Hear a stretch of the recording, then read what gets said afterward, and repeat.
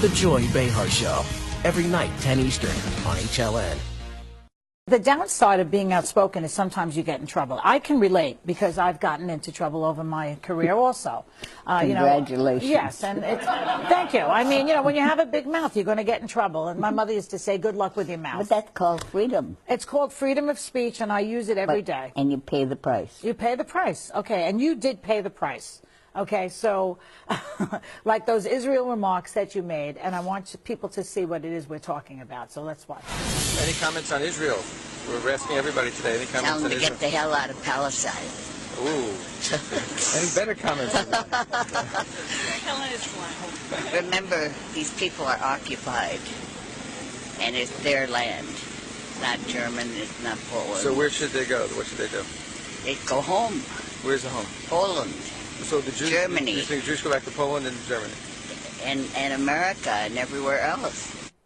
So when you look at that, when I watched that and when I saw it in the first place, I thought to myself that that is an insensitive remark, that Poland and Germany are the exact places that the Jews were put into concentration camps, and that at the very, very least... We fought World War II. I had two brothers, many relatives. Right.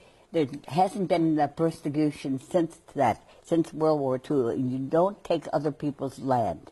But but you see the insensitivity of the remark that... No, I didn't realize it would ring that many bells because they've been free ever since. I know, but Germany and Poland, you didn't pick, Alaska. You picked Germany and Poland. I should have said Russia, too. Well, Russia had its share of anti-Semitic pogroms also, but... They also had 25 million who died in World War II. That's true.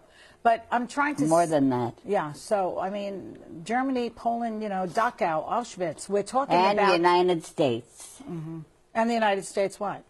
I said he said, where should they go? I mean, they didn't have to go anywhere, really, because they weren't being persecuted anymore, but they were taking other people's land. You're talking about the Israelis? Of course. Do you consider yourself anti-Semitic? Hell no. You do not? I'm a Semite. You're a Semite yourself? Of Arab background. Well, I know you're Lebanese background, right? But you're not Jewish. Well, what does that mean? Well, no, you say you're... I'm just trying to clarify. They're not Semites. I mean, most of them are from Europe. The Jews? Yes. Well, okay, but I'm trying to see, if you had a chance to redo the comment, what would you say now? Why do they have to go anywhere? They're not being persecuted anywhere. The Israelis? Okay. Why do they have to go anywhere? The Jews. Well, the question was, any comments on Israel? That's what the question was. And you said, tell them to get the hell out of Palestine. Right. And then the rabbi who was interviewing you said, any better comments? And you said, remember, these people are occupied, and it's their land, not Germany's, not Poland. So where should they go, he said. What should they do?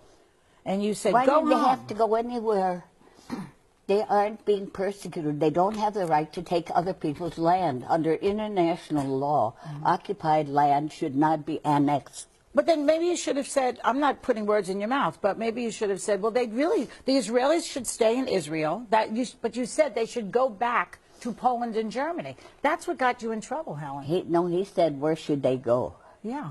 Well, maybe it did get me in trouble. Everything is distorted, but I don't care, You don't care at this point? No, at hell, no. Okay. All right.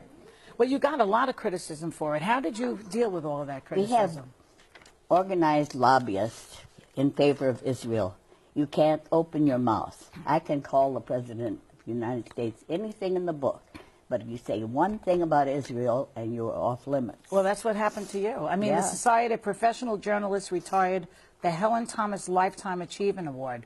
They said no individual worthy of such honor should have to face this controversy. No honoree should have to decide if the possible backlash is worth being recognized for his or her contribution to journalism. Are you offended by that? By what? The fact that they will not give this award to anybody in your name? Well, I mean, that's their decision, but I think it's stupid. Has nothing to do with my views about Israel. My achievements in journalism are a little separate. So you have no regrets about what you said, even though I have regrets that everybody's misinterpreted it and distorted it. And you have the Ari Fleischer and Abe Foxman distorting everything.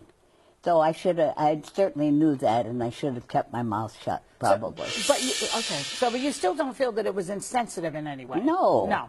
I'm sensitive about the Palestinians being pushed around, knocked on the door at 3 o'clock in the morning. Get out of this house in 24 hours.